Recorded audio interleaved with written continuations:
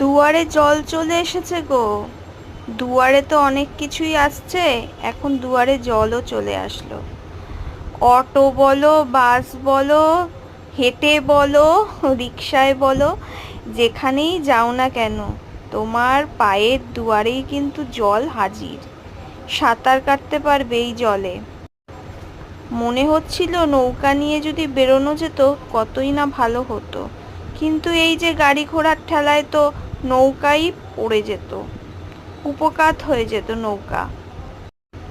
আজকে এতটাই বৃষ্টি হয়েছে প্রায় 2 ঘন্টা ধরে, যে এই রাস্তার হাল, যেখানেই যাও না কেন সেখানেই কিন্তু রাস্তার হাল এরকম অবস্থা।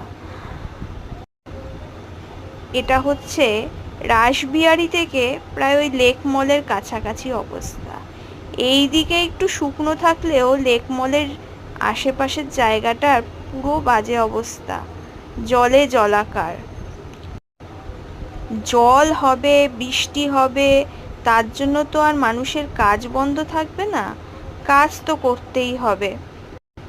কাজ না করলে খাবো কি? আর না খেতে পারলে তো মরে যাবে সবাই। তাই এত ব্যস্ততার মাঝেও, এত ঝড় জলের মাঝেও কাজে কিন্তু মানুষ বেরোচ্ছে, বেরিয়েছে আজকের দিনেও, এত বৃষ্টির পরেও।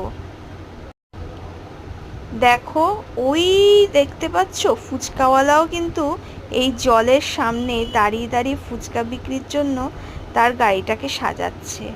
আর এখানে দেখো, কেউ সাইকেল নিয়ে, কেউ অটোতে, কেউ বাসে, কেউ 4 চাকা, কেউ বাইক, কেউ হেঁটে। সর্বদাই কিন্তু ব্যস্ততার শহর এই কলকাতা। অনেকে আছে জানো, এই বৃষ্টির দিনে কাজ না থাকলেও ইচ্ছা করে জল পাড়াবার জন্যেও বেরোয়। এটা নাকি অনেকের মজাই লাগে। দেখতে পাচ্ছ কতজন কিন্তু জল পাড়িয়ে পাড়িয়ে যাচ্ছে। হ্যাঁ, হয়তো রাস্তা দিয়ে যেতে হলে জল পাড়াতেই হবে, কিন্তু অনেকে কিন্তু এটা ইচ্ছা করেও করে। যেমন স্কুল থেকে যখন বাড়ি ফেরা হতো, এমন এই বৃষ্টির দিনে যেদিনকে একটু জল জমে যেত রাস্তায়, কি মজাই না হতো। আহা, সেটা যেন স্বর্গসুখ। বৃষ্টির জল পাড়িয়ে পাড়িয়ে বাড়িতে ঢুকতাম, আর গোটা গা ভিজিয়ে ঢুকতাম, আর মার সেই বকুনি, বাবার পরের দিনের জ্বর।